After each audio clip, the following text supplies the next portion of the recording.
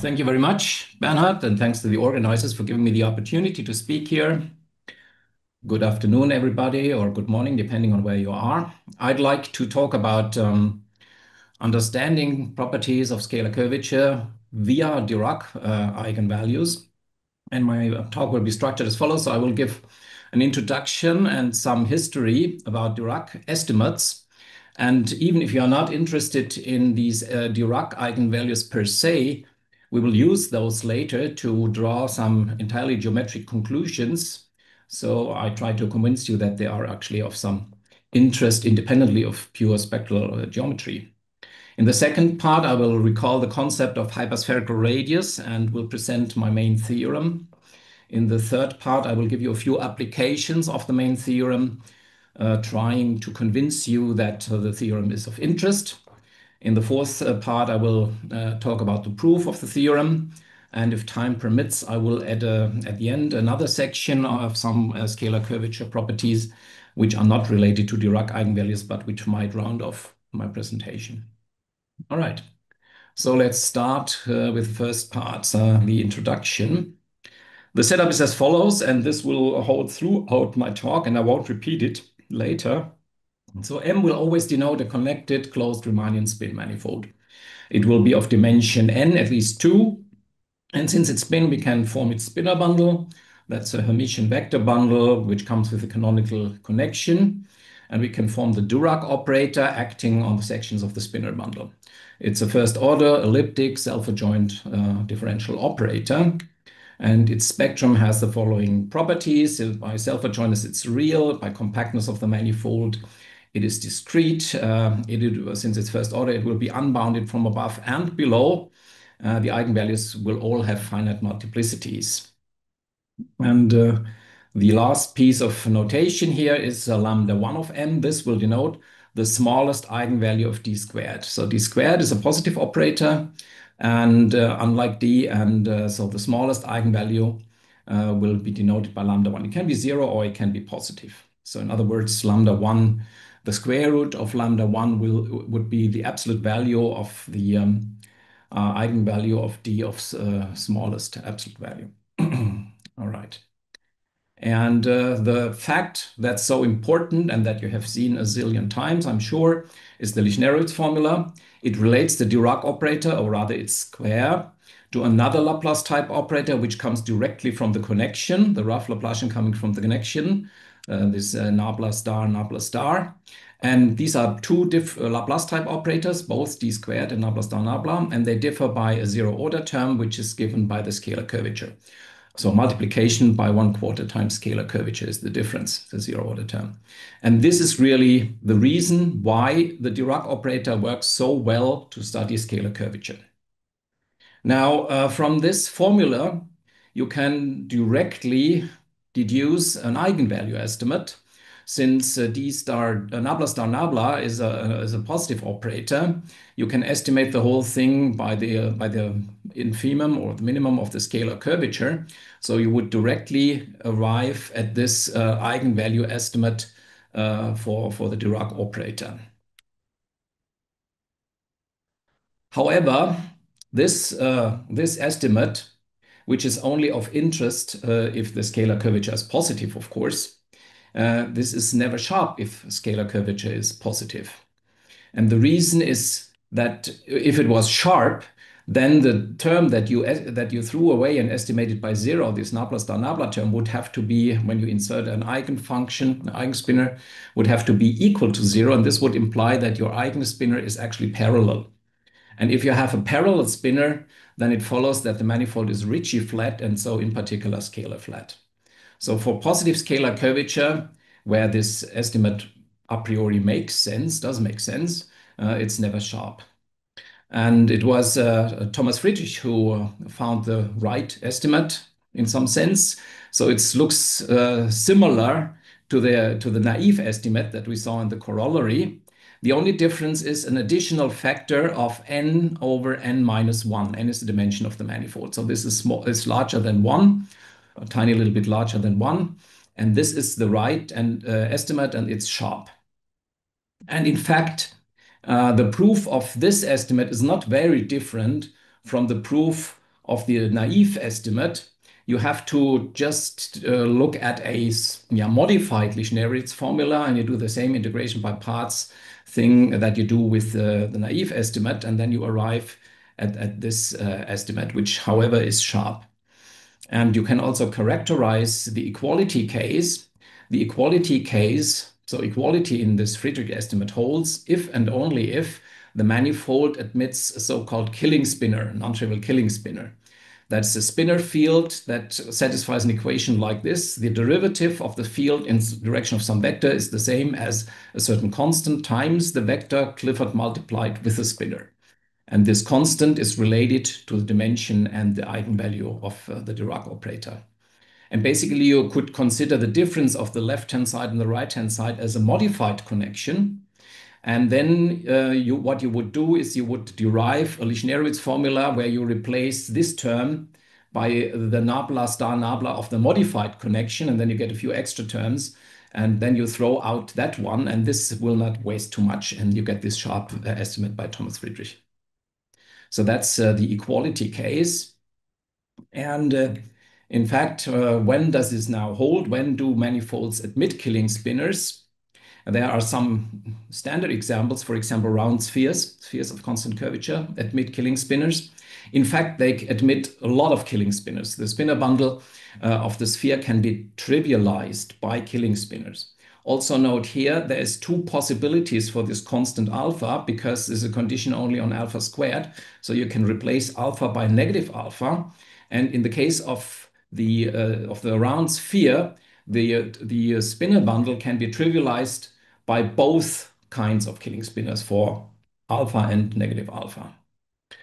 And in even dimensions, that's pretty much about it. So in even dimensions, these are the only manifolds that admit killing spinors, except in dimension 6. In dimension 6, this is a special case, and there is something that's called nearly Kähler manifolds, and these also admit killing spinors. In odd dimensions, there are more possibilities. They are all known, so certain Einstein-Sasaki manifolds. I'm not going into that because it's not of no importance to us today. But let me just make the point that it's understood which geometries can occur for the existence of killing spinors, and hence for the equality case of Friedrich's estimate. So this is this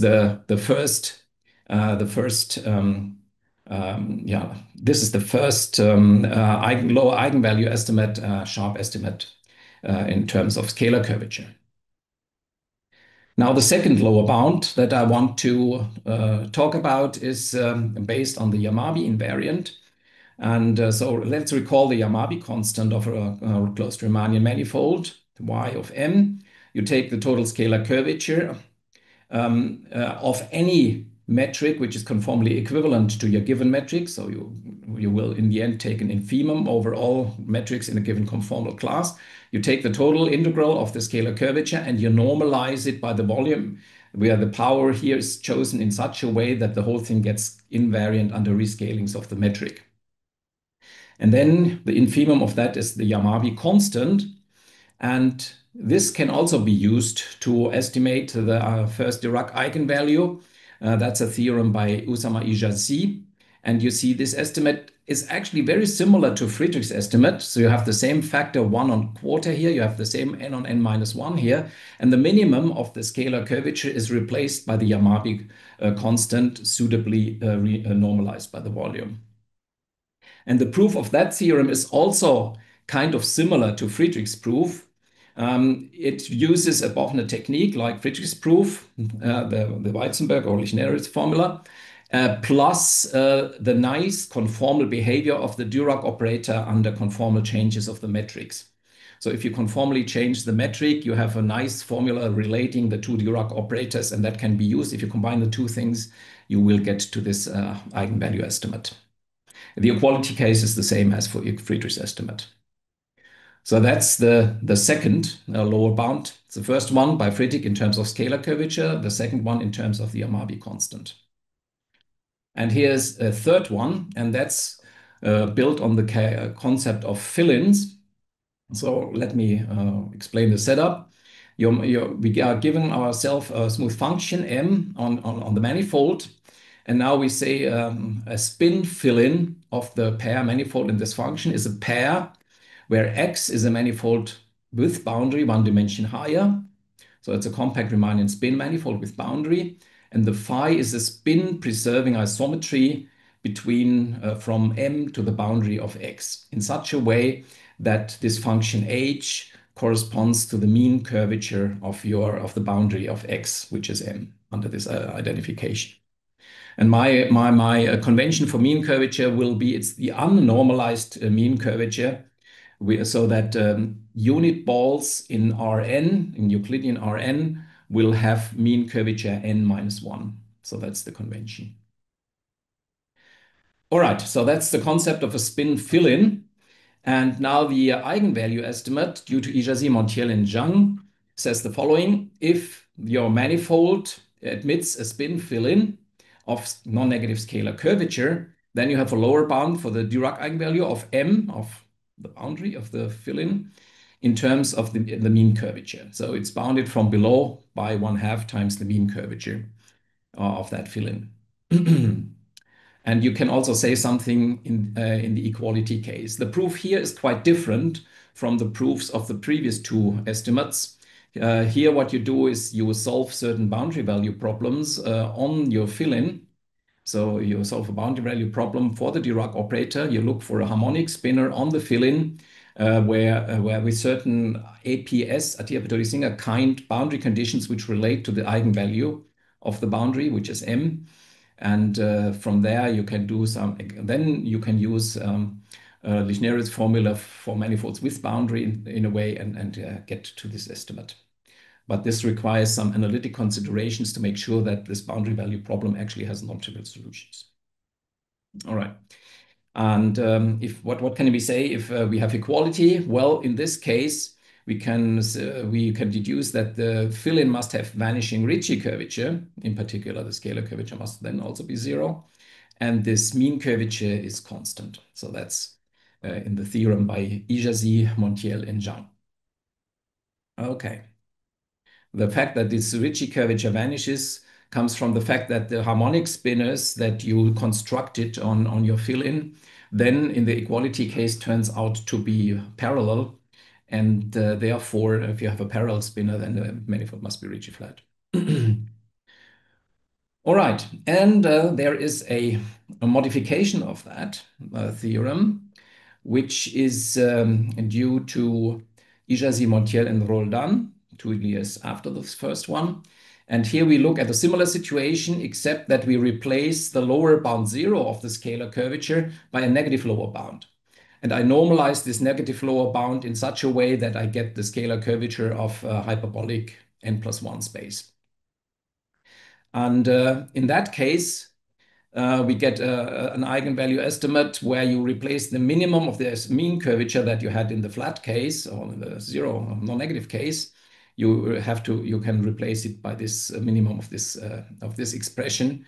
You have to, of course, make sure that what you have in the square root here is not negative, and therefore we make the assumption that the mean curvature is at least n. But this assumption will be of no relevance later when we apply this inequality. And similarly, if we have equality, then it turns out that the Ricci tensor is that of hyperbolic space, so it's minus n times the metric, and the mean curvature is constant. So that's a modification of this first theorem to a negative lower bound of scalar curvature. All right, so here's a summary of the lower Dirac eigenvalue bounds that I showed you. Friedrich's lower bound in terms of the minimum of the scalar curvature. Ijasi's lower bound in terms of the Yamabe constant. The Ijasi-Montiel-Zhang lower bound for fill-ins with non-negative scalar curvature. And the Ijasi-Montiel-Roldan estimate for spin fill-ins with negative lower bound for scalar curvature. So these are the four estimates that I wanted to present you in this somehow historical part of the talk. Are there any questions about this so far before I proceed? I have a question. So if the manifold is not spin, can one say anything? Of course, we cannot talk about d squared. but Yeah, we we can can. talk about the right-hand side of the Weizenberg Yeah, field. but this is exactly not what I want to talk about today, right? Okay, I good. want to talk about scalar curvature via Dirac eigenvalues. Okay, And so so you are nothing further. asking, what can you do if you talk about something different? Yes. Okay. Yeah, I mean, we will see, in fact, that this is, of course, reasonable what you're saying. I mean, not at this point, but later when we apply things, the consequences that we get will make sense also without this assumption of spin. And the question is whether they still hold, and that's in most cases unclear. Mhm.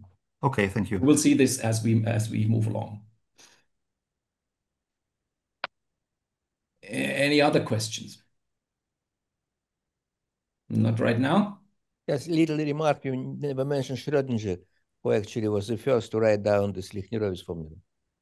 Well, sorry, I didn't hear you The acoustically. Lichner-Roche formula was first written by Schrödinger in one of his papers in physics, of course. Who? Schrödinger. Schrödinger. Schrödinger. Ah, yeah, that's true. In fact, I called it Lichner-Roche formula. You'll find there is a paper from the 1930s by Schrödinger where he derives what we now call the Lichner-Roche formula. In fact, he does it in the spin C case in modern language, not just for spin manifolds. So he also has this one form in it. However, first of all, okay, he does it for four-dimensional Lorentzian manifolds because that was what was to interest to him. But it doesn't really matter for his argument. The remarkable thing about this is that he did this derivation, although at that time there was no concept of spin structure, spinors, and Dirac operators on curved manifolds. So it was somehow, yeah, a typical physics thing, which was a bit unbased at the time. But now, from looking back, it was, of course, perfectly correct. Yeah, that's why some people call it the Schrödinger Lichner-Roche whatever Weizenberg something formula. But I think Schrödinger has done more important things, so it's yeah, so he will be happy with Bill Lichner-Roche. Lichner-Roche rediscovered this formula in the 1960s. Yeah. Okay. So then let's move on and let me recall the concept of hyperspherical radius. Uh, as far as I know, it was introduced by Misha. So at least that's where I learned it from. So what's a hyperspherical radius of such a manifold? We look at the largest sphere such that we can still wrap our manifold around that sphere without increasing distances. So formally, we look at the supremum of all radii such that we can find a one Lipschitz map from our manifold to the sphere of radius r with a non-zero degree. Of course, we have to assume non-zero degree because otherwise we could use the constant map, and this would make no sense. All right, so that's the hyperspherical radius.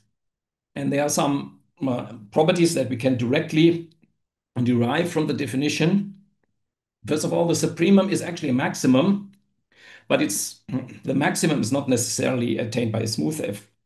So I was not very specific in the definition whether I assume here only one Lipschitz or smooth one Lipschitz maps. I could do both, wouldn't make a difference. But the supremum is attained not necessarily by a smooth f. So if we want to work with the optimal f, then we have the problem of not a priori not having a smooth f, which actually introduces some technical analytic difficulties. Anyway, so we can estimate the radius from above by the diameter compared to the diameter of the sphere, which is pi. This is very simple because otherwise, if you have a one Lipschitz map and if your hyperspherical radius was too large, then this map could not be surjective, and so it could not have non-zero degree. So that's the reason why this holds. We can also estimate the hyperspherical radius from above by comparing the volume of M to that of the sphere. This is a little computation with the volume forms. I don't want to go into this. And the one thing that's important here is if you have two metrics on your manifold, G1 and G0, and the G1 is larger or equal to G0 in the sense of bilinear forms, then you have the corresponding comparison for the hyperspherical radii. And the reason is also very simple because each map F which is 1 Lipschitz for G0 is also 1 Lipschitz for G1. And so we just take the supremum here over a larger set, and that's why the supremum here might be larger than that supremum. So this is directly from the definition. And finally, the only example where I personally know the precise value of the hyperspherical radius is the sphere itself of some radius, and it's the radius of the sphere as it should be. And that's also easy to see. I mean, on the one hand, you can take the identity map, which tells you that the hyperspherical radius is at least r. On the other hand, any of these two upper bounds will you show it can be at most r. So that's why the hyperspherical radius of the R sphere is actually r, as it should be. So that's that definition. And this will actually be extremely useful for our considerations to be made later. And now, given this concept of hyperspherical radius, here's the main theorem, which I want to present to you today. Namely, it's a bound for the Dirac eigenvalue λ1, but this time not from below, but rather from above. Namely, basically in terms of 1 on hyperspherical radius squared. That's the theorem. And we can also characterize the equality case. This estimate is sharp, and the equality holds if and only if M is a round sphere. And of course, you can easily check for the round sphere that you do have equality because you know both λ1 and the hyperspherical radius. The interesting thing is to prove that if you have equality, then the manifold must be isometric to a round sphere, of course. So that's the main theorem. And in that case, when we do have equality here, then the optimal f, this f in the definition of the hyperspherical radius going from the manifold to the sphere, is then indeed a smooth isometry. So that's an add-on here. So that's the main theorem. And now what I want to do is I want to first talk about applications of the theorem, and then when I hopefully have convinced you that it's of interest, I will lead you through some ideas of the proof. Are there any questions at this point? So my general remark, sometimes it's useful, I don't know in your situation, to somewhat relax definition of the radius in two ways. One, you allow not map in a sphere of the same dimension, but to the higher dimension, and so it represents some non-trivial class of the cycles, right? So and then you use family of Dirac operators on one hand. On the other hand, you can multiply the manifold by a torus, and this is actually with any kind of geometry, and then again you stabilize another. It corresponds to this 1/4, which usually enters 1/4 enters in this moment of a Laplace operator. So if it still will be true, so it's somewhat relaxed definition. So if definition becomes, so your inequality would be stronger or weaker in this context. Usually it's used from the opposite side, yeah. But for you, probably it's not so relevant. Yeah, so we will see. I mean, I'll show you some applications, and then you can see to what extent things might be improved. In fact, there are various modifications of the hyperspherical radius that are of interest here. So on the one hand, what you could do is rather than looking at one Lipschitz map, look at these λ2 non-increasing maps instead. This would give a modification of the hyperspherical radius, and that's of interest in the context of Llarull theorem. Or you could also replace the sphere as a target manifold by some other manifolds. That can also be done. And I think there's a lot of flexibility here on modifications, and I think this has not yet been really discovered yet. I mean, there's a lot to be found, I think. But maybe we will look at the applications so that you get some flavor of how this is being applied, and then we can see what kind of modifications of the hyperspherical radius might actually be of interest here. Okay, applications. Let's start with the first application. It's about Llarull theorem. I assume that basically everybody in the audience is familiar with Llarull theorem. Nevertheless, let me approach it from this new point of view. So here again, this is nothing but a repetition of this upper estimate for the first eigenvalue, together with the equality case. It's just the theorem that I showed you. Now, Llarull theorem says that if my scalar curvature of my manifold is at least that of the sphere, then each one Lipschitz map to the sphere with non-zero degree has to be an isometry. And let me give you a full proof of that, which is very short. So let F be a one Lipschitz map with non-zero degree. So that's what we are looking at here in Llarull's theorem. Now, this tells us that the hyperspherical radius of the manifold is at least 1 because we have this map to the one sphere of radius 1. So the hyperspherical radius is at least 1. Now, if I now plug in this upper eigenvalue estimate for the Dirac eigenvalue, then I get the upper bound n squared over 4. However, I also have Friedrich's lower eigenvalue estimate. Namely, since we have scalar curvature bounded from below, Friedrich's eigenvalue estimate will tell me that lambda 1 is bounded from below by 1/4 times this n on n minus 1 times this value for the scalar curvature, which is also n squared over 4. So that means lambda 1 is bounded above from n squared over 4 and also bounded from below by n squared over 4. Therefore, we have equality. This means we have to go into the equality case of my theorem. And this then now tells me that M is a round sphere and the map F that we have is an isometry. That's the proof.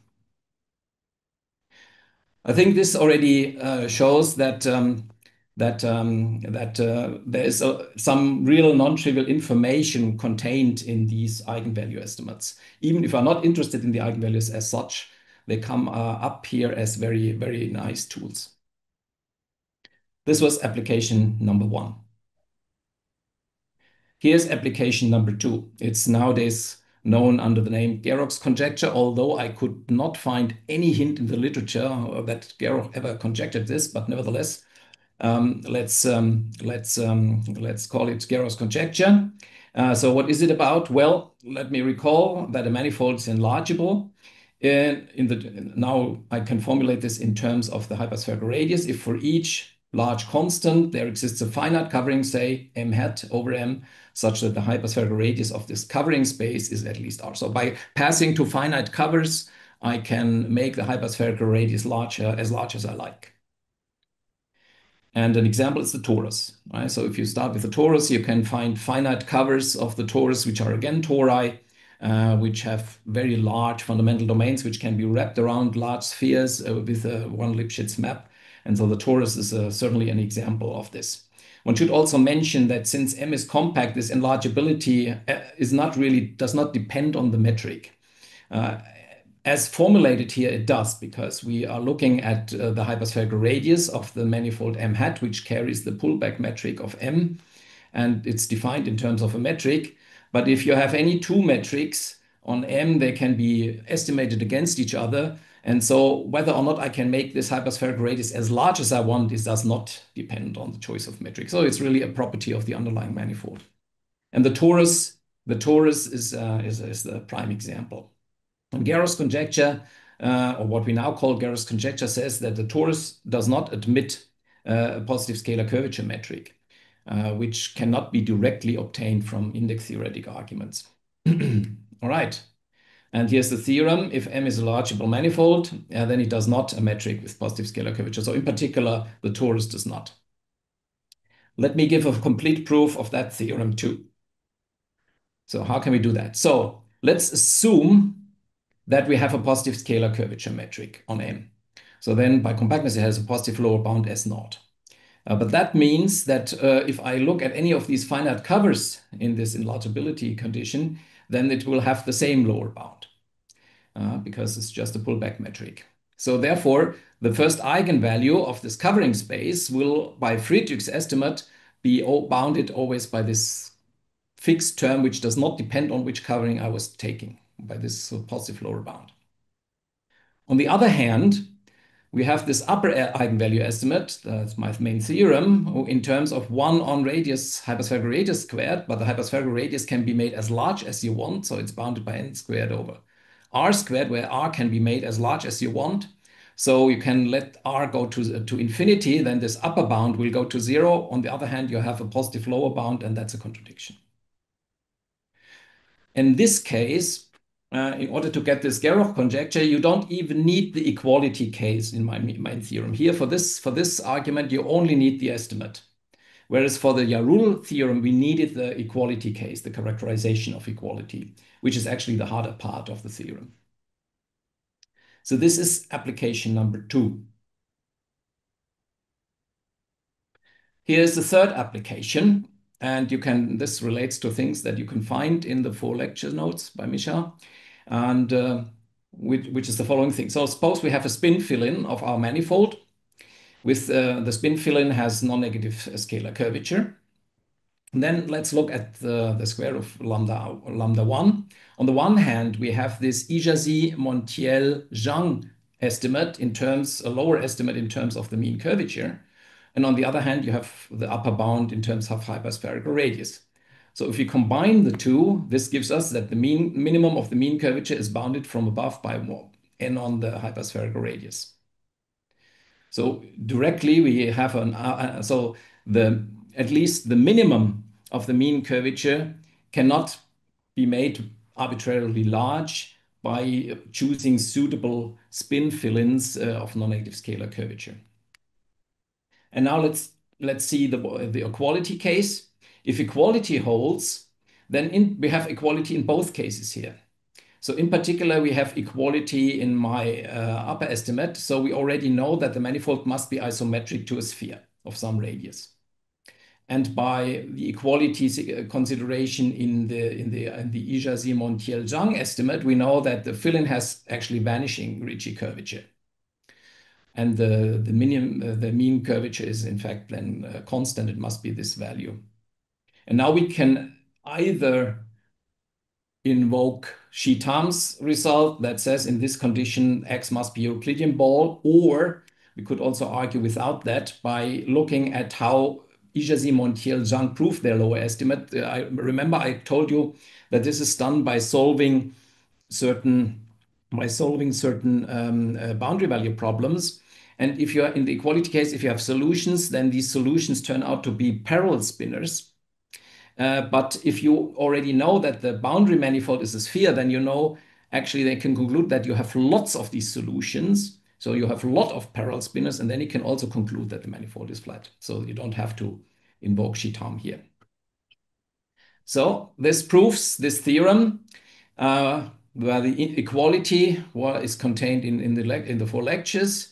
That the minimum of the mean curvature is bounded by n on the hyperspherical radius of the manifold. And the equality case was proved by Simone, Sven, and Rudi a few years later, saying that this happens if X is a Euclidean ball. So we could recover that theorem from that too.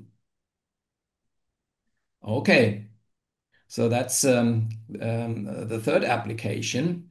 And in fact, there is a modification of this, namely, there's also a lower estimate for fill-ins.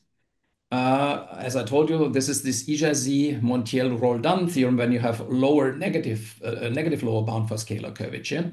And you can run the exactly same argument that I just showed you to prove that if you have a spin fill-in of your manifold where the scalar curvature is bounded below by this negative constant, which would be the scalar curvature of hyperbolic space, then if you combine the Montiel-Roldan estimate with my upper estimate, then you would arrive at this bound for the mean curvature in terms of the hyperspherical radius.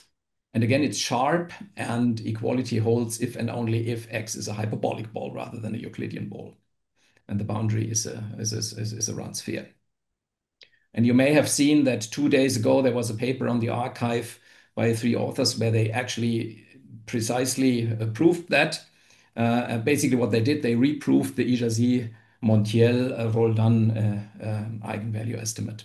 Because once you have that and you combine it with the upper eigenvalue estimate, you immediately arrive at this inequality. All right, so that's application number 3. And now another application that, to my knowledge, was not known at all. Namely, assume the Yamabe constant of your manifold is positive. And let's just see what we get if we combine the upper estimate in terms of hyperspherical radius with this conformal lower bound by Ijasi. And then we can see what we get. We can solve for the hyperspherical radius, and then we see that the hyperspherical radius can be bounded in terms of 1 on the Yamabe constant, suitably scaled by the volume. And this is completely new as far as I know. And I think this is quite interesting because these two quantities are of very different nature. So the hyperspherical radius is a metric quantity, whereas the Yamabe constant is a conformal quantity. And the equality case can also be easily characterized, because if you have equality in this, then you have equality in this. So you have equality here. And so you know that the manifold must be a round sphere. And for the round sphere, you can compute all terms, and then you see, of course, that equality holds. So it's a sharp estimate, and equality holds exactly for round spheres. Okay, so that's what we find here. That's application number 4. These are the applications that I wanted to show you. There may be more to be found. So basically, whenever you have a lower eigenvalue estimate for the Dirac operator, you can see what you get if you combine it with the upper eigenvalue estimate in terms of hyperspherical radii.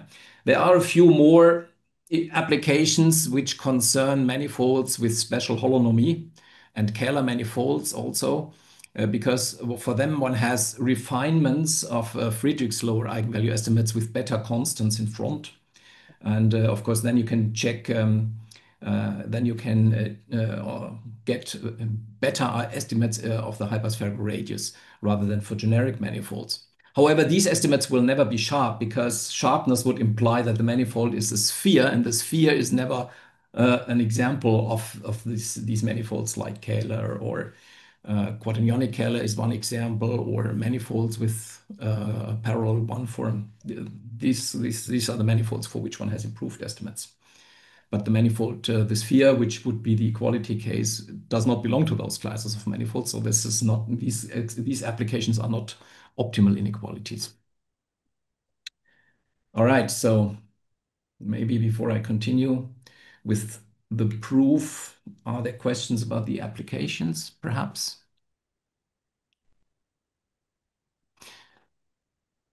I should say, I mean, for example, this application of for getting Llarull theorem, this will get you Llarull theorem directly for Lipschitz maps. They don't have to be smooth. I mean, we know that by now that Llarull holds also for Lipschitz maps, not just for smooth maps, which are one Lipschitz. However, this argument does not give you Llarull theorem if it's not one Lipschitz, but only lambda 2 contracting. And that's one of the things that I'm wondering, if we modify the hyperspherical radius by replacing one Lipschitz maps by lambda 2 contracting maps, do we still have this upper eigenvalue bound for the Dirac operator? I don't know. If we do, then we would get that version of Llarull theorem as well.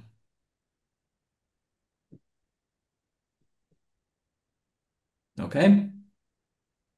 Since there is silence in the audience, and I think my speaker works, let me show you some ideas of the proof. Hopefully I convinced you that it's worth looking at it. And here's the theorem again, so that we remember what we have to prove. So the upper bound of the Dirac eigenvalue, or rather Dirac squared eigenvalue, in terms of the hyperspherical radius. And there's this equality discussion here. So let me call this inequality that we want to show the key inequality. So the symbol is supposed to be a key. So I will only talk about the key inequality. I will not, for reasons of time, I will not talk about the equality case, because that's a lot more technical, and that's the much more difficult part of the proof. But I think it's good if we see how to get such a thing.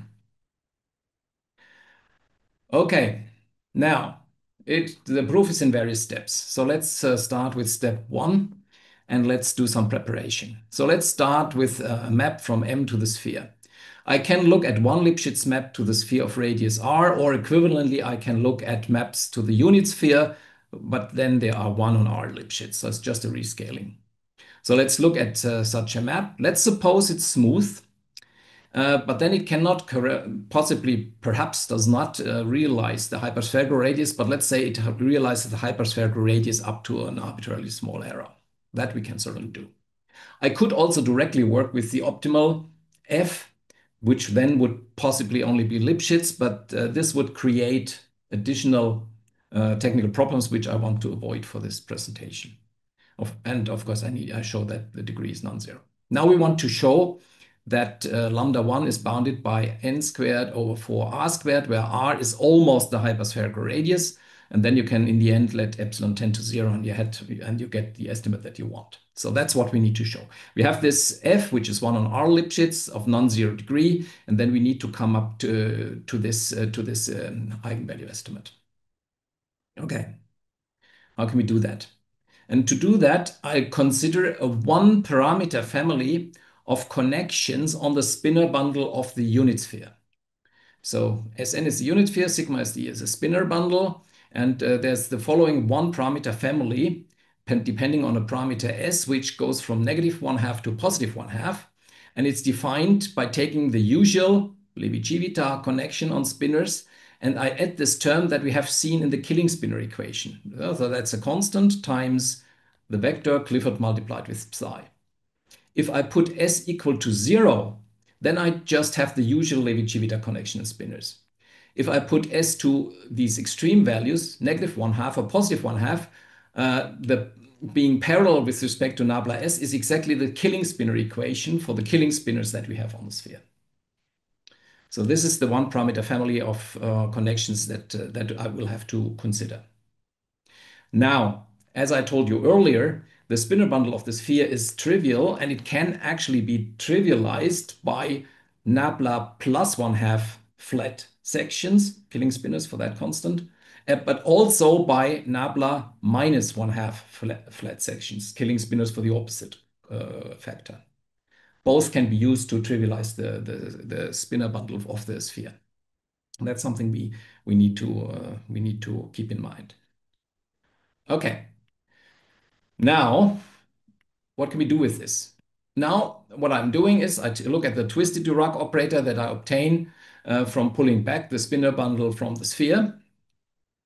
And I can now form for each S a twisted Dirac operator, because I have my usual metric and connection, everything on M. But on this spinor bundle of the sphere, I just came up with a one parameter family of connections, and any of them can be used as the connection to pull back here and to twist with the Dirac operator. So we have a whole one parameter family of twisted Dirac operators here. It depends on the map F, but also on this parameter S going from -1/2 to +1/2. So we have a whole one parameter family of Dirac operators acting on this tensor bundle.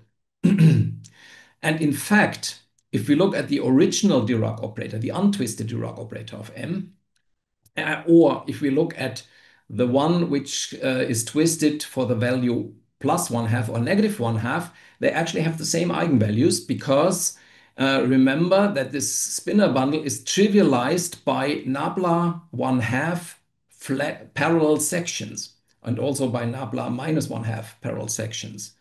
So if you use for your S +1/2 or -1/2, then you are actually twisting with a flat bundle. So the only thing that happens, a flat trivial bundle, the only thing that happens is that the eigenvalues get higher multiplicity, but the values of the eigenvalues do not change. So if I want to have an upper eigenvalue estimate for D, I can as well look for upper eigenvalue estimates of either of one of these two operators. All right, good. And here's the crucial lemma. So if we want to compare the Dirac operator for any value of S to the one with any of the extreme values of S here. So if suppose we happen to find a harmonic spinor for some value of S, then we can take that spinor and see what happens if we plug it into the operator of one of these extremal values of S. And since they differ only by different connections on the twist bundle, they differ only by a zero order term. And this zero order term can be computed, and from there you can find an estimate in terms of the difference of s and 1/2. So here you would take so if s is positive, you would take the minus sign. If s is negative, you would take the plus sign to make this term as small as possible. Then there's a differential of the map f, and you have to take its trace norm squared and the norm of psi squared. It's a pointwise estimate. Now this term s runs from -1/2 to +1/2. This is bounded by 1/4. And here all singular values of the differential of f are bounded by 1 on r, because this is 1 on r Lipschitz. And we have n eigenvalues of those. So this is bounded by n squared over r squared, and we have the norm of the value. So we have this pointwise bound when we plug in a harmonic spinner for some value of s into the Dirac operator for one of the extremal values of s. If s is positive, then we take +1/2. If s is negative, then we take -1/2. All right. Can I ask a question quickly? Sure. You've taken f to be smooth temporarily, or instead of Lipschitz. In these steps, if f was not taken to be smooth, you sort of have almost everywhere these statements, or is there something worse? Yes, you can do the same thing also if it's not smooth. Okay. But I didn't want to go into this today. Yeah. Because for this part, you don't need that. But you're perfectly right. It's not really a serious problem. Okay, great. Thanks. All right. Now, that's the preparation step. Now we have to consider even and odd dimensions separately, as usual in this business. And let's start with the even dimensional case, because the even dimensional case is actually quite conventional, quite familiar to you, I guess. So what do we need to do? I want to find a harmonic spinner for some value of s so that I can use this inequality to get an estimate. Now, if you integrate this over so if you integrate this inequality over the manifold, then you get that this Dirac operator applied to some spinner is bounded by this constant times the L2 norm, and this will directly. So this is can be used as a test spinner for this extremal Dirac operator. So this will immediately show, if you find a non-trivial psi satisfying this will immediately show that you have a spinner for which the Dirac squared is bounded by this value, and so the lambda 1 must be bounded by this value, right? So the only thing that needs to be done now, which remains to be done to prove the inequality, is to actually find a non-trivial harmonic spinner for some value of s. That's what we need to do. Then we are done. All right. And in even and odd dimensions, there are different ways to do that. So let me start in even dimensions. So in this case, I claim that I can actually find my non-trivial harmonic spinner for the value s equals 0 for the standard twisted Dirac operator. And why is that? Well, it's the usual index computation that many of you have probably seen before. We are in even dimensions, so the spinor bundle of the manifold splits into positive and negative chirality spinners, and similarly that of the sphere. So the twist bundle splits actually into 4 terms, right? And so it's a 2 by, so the Dirac operator is a 2 by 2 block. And for s equals 0, then we have these blocks get mapped into each other. So the twist bundle remains unchanged, but the positive chirality spinners on M get mapped to negative chirality spinners on M. So, and this is only true for s equals 0. So we have these blocks. So we can look at these operators, these 4 operators separately. And now the usual Atiyah-Singer index computation will lead you to the fact that the index of one of these blocks plus the index of the opposite block is plus minus 2. This is actually the Euler number of the sphere that pops up here times the degree of the map, which is supposed to be non-zero. So we get something non-zero. So this sum is non-zero. That's what we get. Now, if this sum is positive, then one of these 2 must be positive. And that means the index of one of these blocks must be positive. So one of these blocks must have a non-trivial kernel. And therefore, my Dirac operator has a non-trivial kernel, and I'm done. If this turns out to be negative, then I just replace d plus plus by d plus minus and d minus minus by d minus plus. I get the opposite sign. And again, one of the blocks has positive index, and therefore we get something non-trivial in the kernel. You know this argument from Llarull's paper, for example, where he does maybe. And so that's quite standard. So one of these blocks must have positive index, and therefore the corresponding block has non-trivial kernel, so the full operator has non-trivial kernel. We can apply the lemma and we are done. That's the argument in even dimensions. Now in odd dimensions, there you could actually do the odd dimensional case by this Llarull trick of multiplying with S1 and then let this radius of S1 go to infinity in the end. This would work for the inequality, but this would not work for the equality discussion. And therefore, I have chosen a different path to do the odd dimensional case. And this goes as follows. So suppose the dimension n is odd. In this case, we are now actually using that we have not just 3 operators, but a whole 1-parameter family of operators. So we can look at the spectral flow of this family. So we start with negative one parameter, negative 1/2 to positive 1/2, and we look at the spectrum of all these Dirac operators as we change the parameter. And we want to see that at some point, for some s, we get eigenvalue 0. And then we can apply this lemma and we are done. And the point is now we look at the spectral flow. So this counts positive eigenvalues and negative eigenvalues and checks how many crossings from positive to negative or from negative to positive we have. And the net amount of crossings will then be the spectral flow. And now the point is there's a formula to compute that spectral flow, which is due to Getzler from the 1990s. And this is very similar to the Atiyah-Singer index theorem, actually. It's a formula where you have the A hat class of the manifold and you multiply with the odd Chern character of your family. And if you apply Getzler's formula, you see that the spectral flow of this 1-parameter family is up to sign the degree of the map F, which is assumed to be non-zero.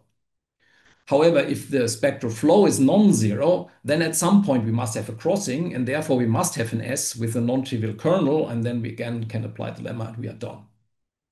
So in even dimensions, you use the index. In odd dimensions, you use the spectral flow. And I think this is really how one should do these things. And rather than messing around with circles and reducing to even dimensions and stuff like that. All right, so that's the odd dimensional case. And that's the idea of the proof. And note that we have never used the modified Lichner-Riesz formula for twisted Dirac operators here. This has not been used in this argument. Right? And one interesting thing maybe, so here I used the factor to estimate this trace norm of f by the hyperspherical radius. It's maybe interesting to see that you don't really have to require that f has to be 1 Lipschitz. What you only need to know is that the trace norm of the differential is at most n. So the arithmetic mean of the singular values has to be bounded by 1, but not all of them really. Some might actually be larger than 1. However, this is a different generalization to the 1 Lipschitz condition than this lambda 2 contracting thing. Christian, may I ask a question? Sure. So in the Lichner-Riesz formula for the twisted Dirac, we have this additional curvature term, which is then computed using the geometry of the sphere. So we know very well the curvature operator. So where are you using the geometry of the sphere in your argument? I use it by the existence of these killing spinners. Okay. So the existence of these killing spinners actually would imply how the curvature tensor of the sphere looks like. Mhm. But since I know that there are these killing spinners, why not use them? Yes. Another question, because this argument for odd dimension in principle can give you a gap estimate between eigenvalue for high eigenvalues. Can you get some sharper estimate than usual? For higher eigenvalues, you mean? Gap, it's not this lower bound for the first eigenvalue, but the gap between any 2 eigenvalues, right? Yeah, I This have to say I argument don't in know. principle give you this estimate. but usually it's very rough. But in your case, maybe again, for example, for the second eigenvalue. Also, another question about multiplicity of eigenvalues, which is especially, this is well understood for Riemann surfaces, right? How the area related to the spectrum. It is, which can be proved both kind of in this way or with conformal mapping. So there is, but this gives you better estimates usually. Well, these arguments typically give you upper estimates on the eigenvalues, not lower estimates. This kind of index theoretic and spectral flow kind no, of but it gives you for gaps. It gives you estimate. I forgot in which direction. Yeah, for gaps. Yeah, it gave you shows the gap is small, right? Of course. Yeah. Yeah, I'm not aware of any sharp bound for the higher eigenvalues. Let me put it that way. Yeah. But for the gap, maybe not, but for the total spectrum, you probably can estimate from, so there are many small eigenvalues, right? For example, again, for sphere, we have such estimate that, well, rather rough estimate, yeah. Usually they go not for the whole eigenvalue, but the spectrum for the heat kernel. There are kind of a variety of estimates, kind of in the spirit similar. It's much more elementary case, but in the spirit close to what you are doing. No, you cannot estimate bound, lower bound on the high eigenvalues. And usually in the form of the corresponding parabolic equation, of course, when you look at the behavior of the corresponding heat kernel. Yeah, but they usually do not give you very precise estimates. There is no chance, yeah, for sharp estimate. Yeah, I don't know. It's not impossible, right? So still the sphere may be extreme, or it's unlikely. Yeah, okay, I don't know. Are there any other questions at this point? No. All right, so I guess my time is basically up, I think, but we had some discussion already, so maybe I can have a few more minutes to round things off. Sure, yes. I mean, Yeah. it's a combination of talk and discussion. Okay, good. Yeah. Right, nice. So this is not based on Dirac eigenvalues, but it's rather based on a recent paper with Rudy. And here the question is the following. So let's go back to Llarull's theorem. And throughout, M and N will be connected close Riemannian manifolds of the same dimension here. We remember Llarull's theorem saying scalar curvature is bounded by that of the sphere, and then each one Lipschitz map to the sphere with non-zero degree must be an isometry. All right, good. Now the question that people have been asking at conferences repeatedly was, can you actually replace the degree condition by the condition of F being surjective? This would, of course, rule out the obvious counterexample of constant maps and somehow also be, wrapping the manifold around the sphere in some way. And so would being surjective be enough? And that's the question that I want to treat in the last few minutes. And one could even have a poll and see what you believe, if that's true or not. And in fact, the right answer to this question is it depends. And I want to explain in what way. So let's start with the following. Namely, that's a modification of Llarull, if you like. Let's replace the the scalar curvature condition by the Ricci condition. Of course, that's a lot stronger. And the degree condition on the map F is replaced by surjectivity, which is weaker. And also the one Lipschitz condition is replaced by the fact that only the determinant of the differential has to be bounded by one, not all singular values individually. So that's weaker than one Lipschitz. It's just volume contracting. Okay. And then my manifold is the sphere. And if in addition F is one Lipschitz, it's an isometry. And that's the statement. So that's a modification of Llarull's theorem, if you like, where you replace scalar curvature by Ricci curvature, and which is of course stronger, but you can relax the other conditions on the map F. That's the trade. And as a corollary, you get that, in fact, in dimension 2, you can replace the degree condition by surjectivity, because in dimension 2 it makes no difference whether I look at Ricci curvature or scalar curvature, and there surjectivity is obviously enough. In dimension 2, Ricci is not stronger than scalar curvature. So in dimension 2, the answer is yes. And yeah, so I don't have much time to say much about the proof. Here's the theorem again, the Ricci version of Llarull. And the proof is based on the following proposition. If you have a Lipschitz map between two manifolds, volume contracting, and the volume of your manifold is bounded by the volume of the image, then F is volume preserving, and if F is one Lipschitz, it's an isometry. This is something that's called Lipschitz volume rigidity. There are various versions of this in the literature, but this particular statement that we needed here was not in the literature, and we asked experts, and so we had to prove it ourselves. I won't show you how the proposition is being proved, but I can show you how the theorem follows from it.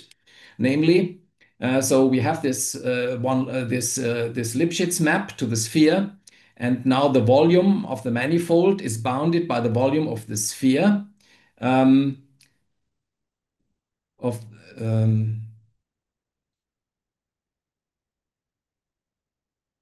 yeah, is bounded by the volume of the sphere because of this contraction property. But I assumed that the map F is surjective, so the sphere is the image of the manifold. And then we can invoke this Lipschitz volume rigidity, which tells me that actually it's volume preserving, so the volumes are the same. And then you can look at the equality case in Bishop-Gromov and conclude from that the manifold is actually isometric to Sn. So that's roughly how it works. Of course, now the question is how to prove this proposition, but I don't want to go into that today. And so that's the two-dimensional case is settled by that. So indeed, in a two-dimensional case, I can replace the degree condition by surjectivity of F. And in higher dimensions, n at least 3, it's not possible. And let me explain why. And this is based on the sausage construction. And so let now the dimension be at least 3. And let M be any manifold that admits a PSC metric. And let N be any target manifold of the same dimension, carrying any metric. So think of N as the standard sphere, but it could be any manifold actually. And then the statement is, for any large constant S0 and any small constant epsilon, we can find a metric on M whose scalar curvature is larger than this large constant. So we can make the scalar curvature of M very large as we like. And we can find a map F as contracting as we want to our arbitrary manifold. So this N could, and it's surjective, right? And so this, if you think of N as being the standard sphere, then this will tell you that if you only ask for surjectivity, then the Llarull theorem is totally false. So the answer is no in dimensions at least 3. This is what I meant by the answer depends. In dimension 2, it's true, and in higher dimensions, it's false. And let me explain how the proof of this, what the sausage construction is and how this works. And here's the proof. So we start with our manifold M, and that's let's give it any metric of positive scalar curvature. And now let's look at this long half-infinite cylinder, which is capped off here. And since we are in dimension at least 3, the cross-section has dimension at least 2. So this has, given the product metric, standard product metric, this has positive scalar curvature. And in fact, by shrinking the cross-section, we can make this as large as we want. And by rescaling the metric here, we can also make the scalar curvature of this guy as large as we want. And now we do Gromov-Lawson surgery here to connect these two, and that's a local construction, and we can preserve the lower scalar curvature bound.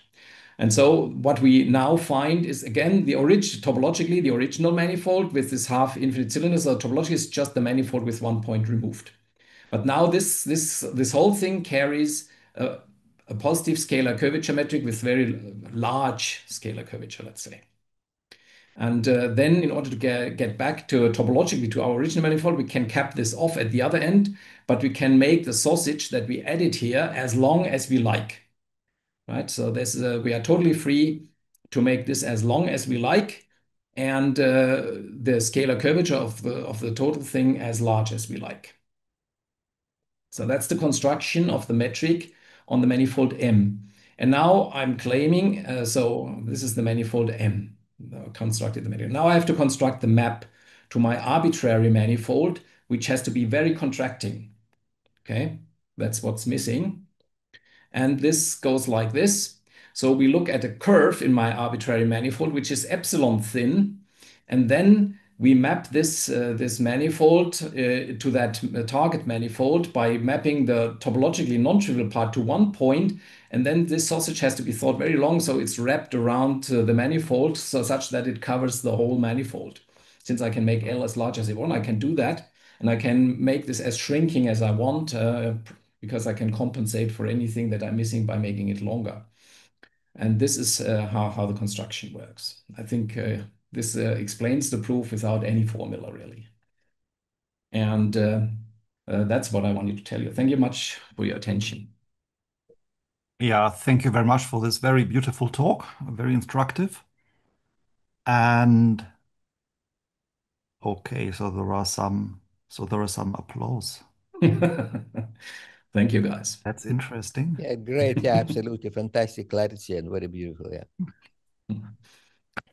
And okay, so are there more questions or remarks that you would like to ask? So I just want to again repeat this question. Imagine you don't have a map of your individual manifold to the sphere, but you have parametric version of the index theorem. Something like that still will be true. So you instead of mapping to the sphere of the same dimension, you have a family of maps of the sphere of a higher dimension. Mm. And if the same conclusion will hold. I have to confess, I did not think about that, but I thought about a different way to change the target manifold. Same dimension, but you see, in the proof, what we really needed was these killing spinners, right, on the sphere. This was what we needed for the target manifold. Now, killing spinners can be thought of as the sphere sitting in Rn. Take parallel spinners of Rn, restrict them to the sphere. But that you can also do with other submanifolds of Rn, for example, boundaries of convex domains. If you take the parallel spinner of Rn and you restrict it to a convex, the boundary of a convex domain, not necessarily the round sphere, you get so-called generalized killing spinners. So they have they satisfy a similar formula. There's just the Weingarten map being involved in that, and you can play the same game again. And get the same estimate. So you can Then you get capture similar those. estimates. Yes. Ah, beautiful. Ah, that's really. So this, this relates to the Sheet-Tarm things that they have been considering, and that works. If the dimensions are not the same, I didn't have the time to look at that yet. But if you generally have a manifold sphere with positive curvature operator, can you do something like that? No, that probably will not work. Okay, so you're thinking of Goethe-Semmelmann yeah, exactly. Yeah. So this will be special in other version because for positive convex domain they have positive curvature operator. Yeah. And so yeah, I'm not sure because really what I need in this situation here is not the property of the curvature tensor, but rather these killing spinners, yes, I variations of those. But this for convex domains already remarkable. It's extremely useful, yeah, for general convex domain. If, for example, you may try it for polyhedra, you see, and then you may recover this what go along you're doing from a different perspective. When you have a convex domain with corners and play this game, this may be. Yeah, that's actually, I didn't think of that, but that's true because you can still do the same thing and like restrict parallel spinners to these singular spaces too. Right, with a singular spaces, but then you may really have different sets analytically more or less agreeable. This will be absolutely fantastic result on this kind, yeah? Yeah, that's actually true, yeah. I didn't think of it, yeah. But I have to give it some thought, yeah.